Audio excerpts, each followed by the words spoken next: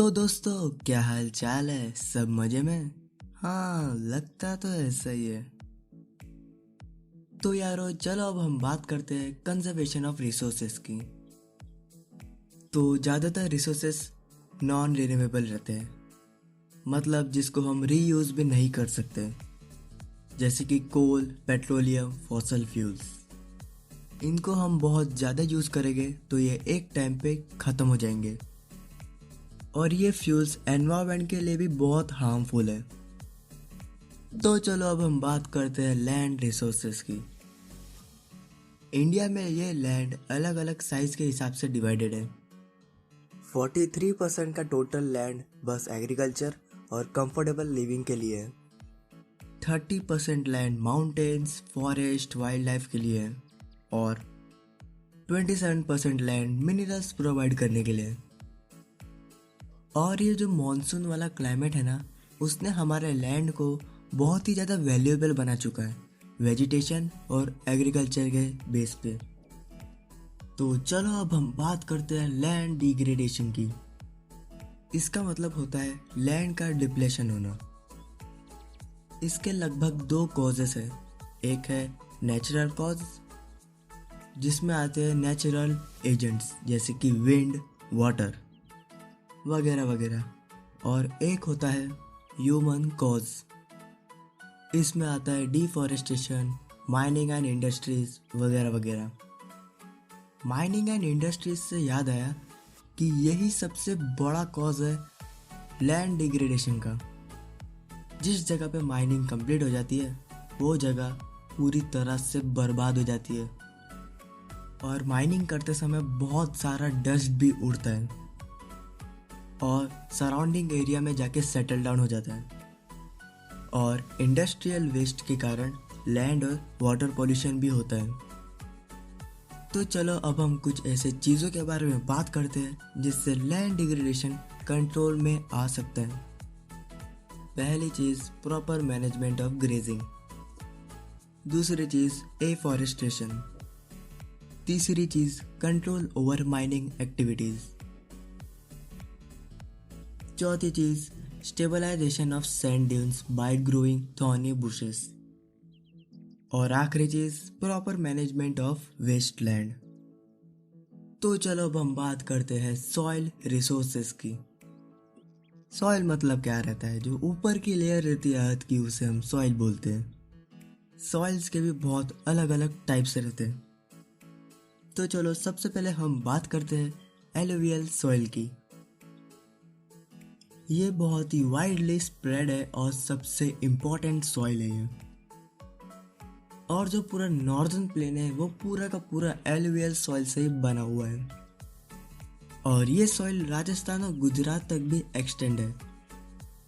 और ये सॉइल को तीन बहुत ही ज़्यादा इम्पोर्टेंट रिवर्स ने डिपॉजिट किया है, जिनका नाम है इंडस, गंगा और ब्रह्मपुत्र। एलुवियल सॉइल के भी दो प्रकार हैं। एक है भांगर और दूसरा है खादर। भांगर हम ओल्ड एलुवियल को बोलते हैं, जिसमें बहुत ज़्यादा कंकड़ रहते हैं, और खादर को न्यू एलुवियल बोलते हैं, जो भांगर से बहुत ही ज़्यादा अच्छी रहती है। ये सॉइल पोटैश, सल्फ्यूरिक एसिड और लाइम कंटेन करती है। और दूसरी सॉइल है ब्लैक सॉइल। ये सॉइल को रेगुर सॉइल भी बोला जाता है। ये सॉइल कॉटन के ग्रोथ के लिए बहुत ही इम्पोर्टेंट सॉइल है, इसलिए इसे ब्लैक कॉटन सॉइल भी बोलते हैं। ये सॉइल क्लेई मटेरियल से बनी हुई रहती है, और ये सॉइल में मॉइस्चर होल्ड करने की भी बहुत ही ज़्यादा कैपेसिटी रहती है। ये सॉइल में कैल्शियम कार्बोनेट और मैग्नीशियम बहुत ज़्यादा रहता है, बट इसमें फॉस्फोरिक कंटेंट बहुत ही कम रहता है। ये सॉइल महाराष्ट्र, मध्य प्रदेश, छत्तीसगढ़ वगैरह वगैरह जगहों पे पाई जाती है। तो चलो अब हम बात करते हैं रेड एंड येलो सॉइल के बारे में। ये सॉइल क्रिस्टलाइन इग्नियस रॉक्स पे बनती है, जहाँ पे रेनफॉल बहुत ही कम होता है। ये सॉइल उड़ीसा, छत्तीसगढ़ में पाई जाती है, और ये सॉइल रेडिश कलर डेवलप करती है, due to the diffusion of iron in metamorphics and crystalline rocks. तो चलो अब हम बात करते हैं लेटेराइट सॉइल की। ये सॉइल ऐसी जगह पे डेवलप होती है जहाँ का टेम्परेचर बहुत ही ज़्यादा हाई रहता है और वहाँ पे हैवी रेनफॉल होती है, पर इस सॉइल में ह्यूमस कंटेंट बहुत ही कम रहता है। ये सॉइल में अगर अच्छे से फर्टिलाइज़र और मैन्योर मिला दिया तो ये सॉइल कल्टीवेशन के लिए सूटेबल हो सकती है। ये सॉइल कर्नाटका, केरला, तमिलनाडु, मध्य प्रदेश वगैरह वगैरह देशों में पाई जाती है और ये सॉइल टी और कॉफ़ी ग्रो करने के लिए बहुत ही यूज़फुल होती है। तो चलो अब हम बात करते हैं एरिड सॉइल की। ये सॉइल रेड से ब्राउन कलर की रहती है और ये सॉइल में ह्यूमस और मॉइस्चर बहुत ही कम रहता है। ये सॉइल का जो लोअर हॉरिजन रहता है वो पूरा कंकड़ से भरा हुआ रहता है क्योंकि इसमें कैल्शियम कंटेंट बहुत ही ज़्यादा रहते हैं। प्रॉपर इरिगेशन के बाद ये सॉइल कल्टीवेशन के लिए तैयार हो जाती है। तो यारो चलो अब हम आखिरी सॉइल के बारे में पढ़ते हैं जिसका नाम है फॉरेस्ट सॉइल। ये सॉइल हिली और माउंटेनियस एरिया में पाई जाती है। ये सॉइल का टेक्सचर माउंटेन के एनवायरनमेंट के हिसाब से फॉर्म होता है। Snow covered areas of Himalayas में ये सॉइल डेनुडेशन एक्सपीरियंस करती है और ये सॉइल लो ह्यूमस कंटेंट के कारण एसिडिक भी हो जाती है। तो चलो अब हम बात करते हैं सबसे आखिरी टॉपिक जिसका नाम है सॉइल इरोजन।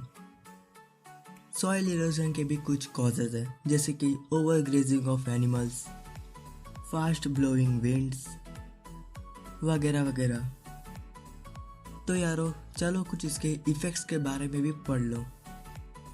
सॉइल इरोजन के कारण सॉइल कल्टीवेशन के लिए सूटेबल नहीं रहती है और इस सॉइल को हम बैडलैंड्स बुलाते हैं। तो इस सॉइल इरोजन को कंट्रोल करने के भी कुछ तरीके होते हैं जैसे ओवर ग्रेजिंग को कंट्रोल करना और ज़्यादा एफॉरेस्टेशन करना, प्लांट्स में शेल्टर बेड्स का प्रिपरेशन करना और टेरेसेस का कंस्ट्रक्शन करना। तो यारो इसी के साथ होता है हमारे चैप्टर का डी एंड। अगर वीडियो अच्छा लगा तो वीडियो को लाइक कर देना, शेयर कर देना, सब्सक्राइब करना मत भूलना। तो चलो मिलते हैं नेक्स्ट वीडियो पे।